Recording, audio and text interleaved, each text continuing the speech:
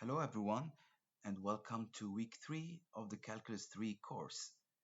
Today we will discuss section 2.6 quadric surfaces. In the previous lectures we have been exploring vectors and vectors operations in three-dimensional space, and we also developed equations to describe lines and planes. In this section, we will study surfaces in three-dimensional world or in three-dimensional coordinate systems. The first kind of surfaces we will consider are cylinders. Cylinders can be circular cylinders, but also can be in different forms like this one. This cylinder is not a circular cylinder, this is a rectangular cylinder. Like for example, like a heating duct. Heating duct is a cylinder, but a rectangular one and not a circular one. In two-dimensional coordinate plane, you know that this is an equation of a circle. An equation of a circle with a radius of 3. However, if we use the same equation, x squared plus y squared equal to 9, this this circle becomes a surface. This circle, if plotted in 2D, you will have a circle that is passing through these points, through 300 and 030 in the xy plane, in the xy coordinate system, since the radius here is equal to 3.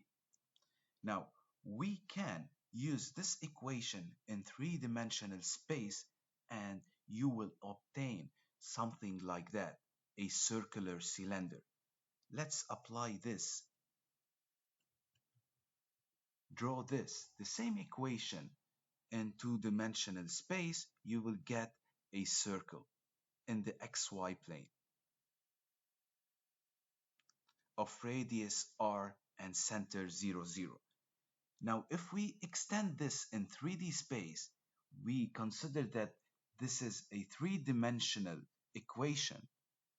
We will get a cylinder of this form.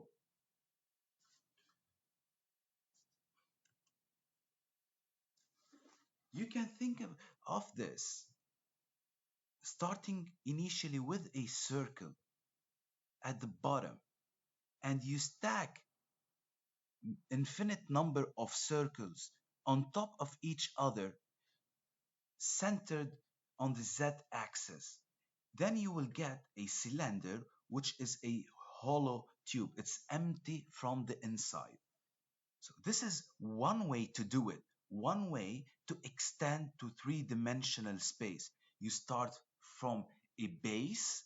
The base here is the circle we have. Then we stack the same shape you have on top of each other and go parallel to the z-axis. Now, why is it parallel to the z-axis? Because z here is equal to 0.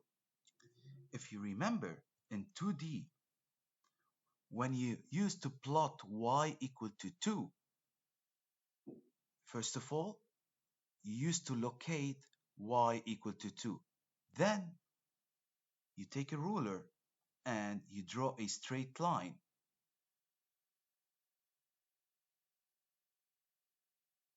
And then you will get a straight line y equal to 2, and this straight line is parallel to the x-axis. Since x here is free, we call it free, you cannot see it in the equation, so there's no restriction on x, which means that x can be any value, which is this straight line parallel to this x-axis. So we say again, x is free. The same idea can be applied from 2D to 3D, since the z variable is not represented in the equation, we say that z is free, or there's no restriction on z. In this case, this circle will be extended in the z direction with no restriction on the z values. This is another way to think or to construct it. Now, the base over here has a name. This is called the directrix. This one is the directrix. Direct directrix. So from the directrix, we can stack the same shape in, in a certain direction to create a surface. So as you can see here, we started from a curve. The curve is a circle, and then from this curve or from this line, you can create a surface. Another example is this surface. To, to construct this surface, you're gonna start with a curve. Consider, for example, this curve over here, you see this one. At the start, you don't have this surface at all. So this one over here, this curve is the directrix. The second step you have to do to construct the surface is to create parallel curves which are parallel to the directrix, to the initial curve. You can see the white ones over here. All these curves are parallel to each other, which are parallel to the directrix. This is how we construct a surface from a curve. We're going from 2D, a curve represented in 2D, into three-dimensional space. Then you have these red lines. These red lines are called generators. These red lines shows the direction where you need to stack them to create this surface. In the cylinder case over here, we started with the directrix, which is the circle. Now, the lines over here, you can see the lines, these are all circles parallel to each other and parallel to the initial circle, which is the directrix. Now you have these vertical lines over here. These vertical lines are called the generators. They are showing us the direction where this surface is elongated, or we can say these are guidelines. Generators are guidelines which are guiding us in the direction where these circles are stacked with respect to the directrix. We can do this. We can take an example.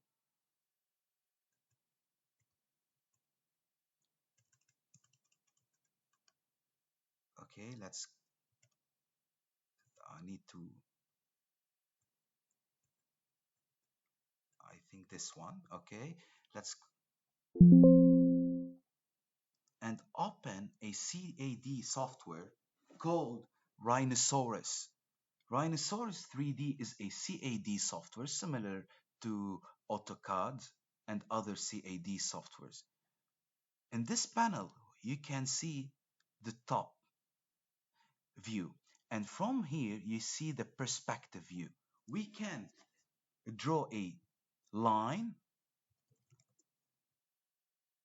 Let's take this point to this point. In 2D, in XY plane, this is a straight line. Now in 3D, this is a 3D. You can see the straight line. Now we can convert this one to a surface.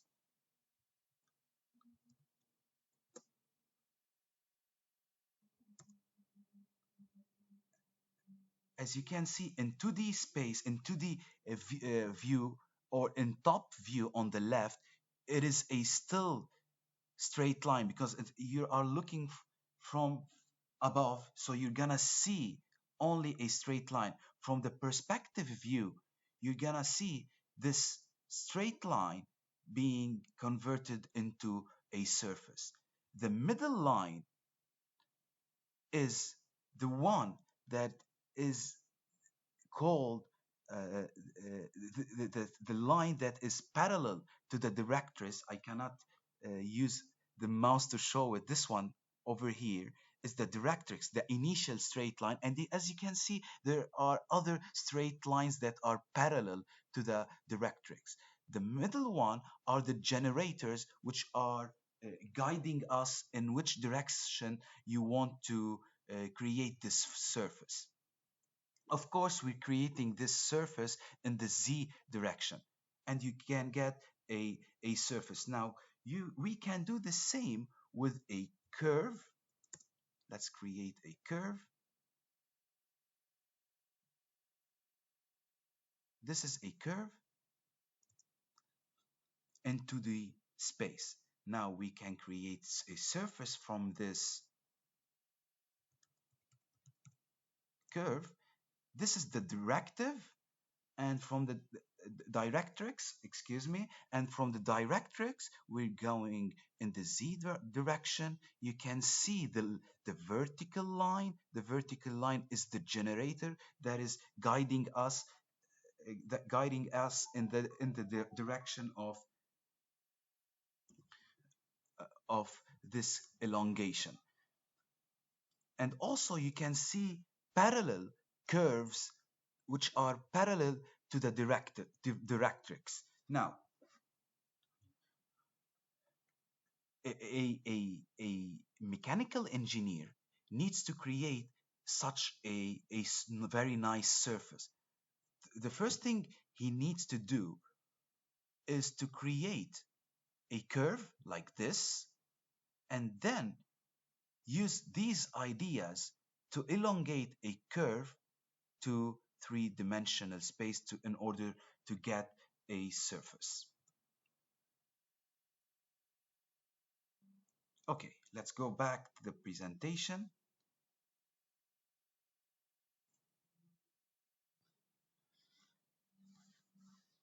Another thing we need to know, these sets of lines that are parallel to the initial curve, parallel to the directrix, is known by cylindrical surface or cylinder. The parallel lines are called the rulings. Let's take an example to understand these ideas better. Let's sketch the graphs of the following cylindrical surfaces. We start with part A. We have x squared plus z squared equal to 25. Now this is an equation of a circle in 2D. So in the xz plane, you can see we have a circle of radius 5.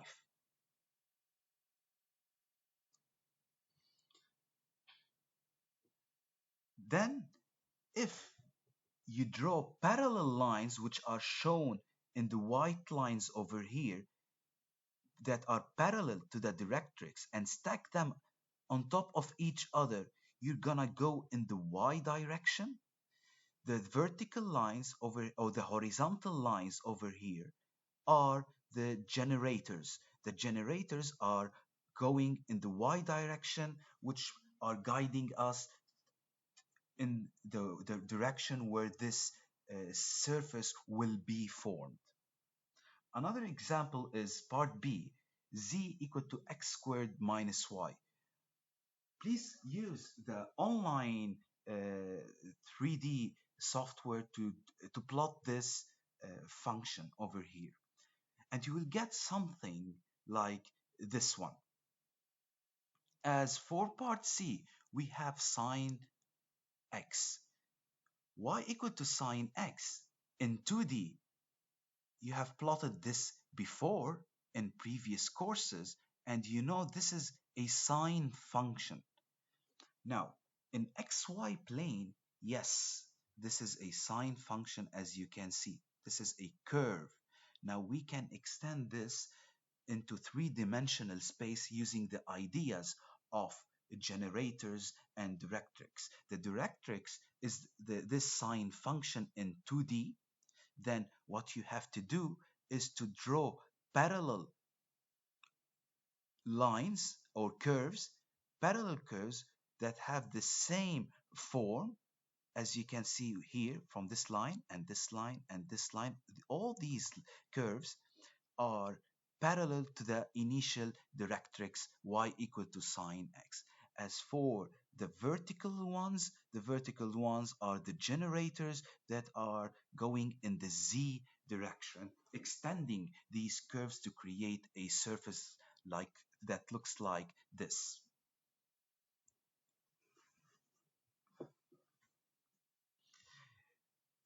Another important property is called the trace. The trace is a curve that you get whenever you have a plane that is cutting this surface. You have this surface that you created from the directrix. You started from an initial curve, you extended using parallel curves, and using the generators, you created a very nice surface. What happens if a plane goes through or passes through this surface? A plane passing through a surface will create a curve that is called a trace. Let's see together. For example, you have this surface. If you have a plane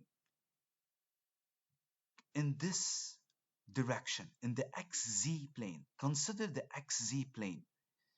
If an xz plane passes through this whole surface, it's gonna cut it in a way that you're gonna get only this part I'm showing now. Looking at in the xz plane, you're gonna get this trace, this curve that we call a trace. If you take another plane in the YZ, this is the YZ plane. If a plane parallel to the YZ passes through this whole surface, it's gonna intersect with it and you're gonna get a line. So be careful whenever you are using planes that are cutting these surfaces, you might get different things.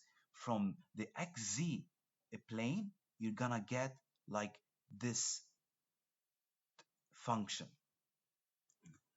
If you cut the surface in the YZ plane, you're gonna get a straight line.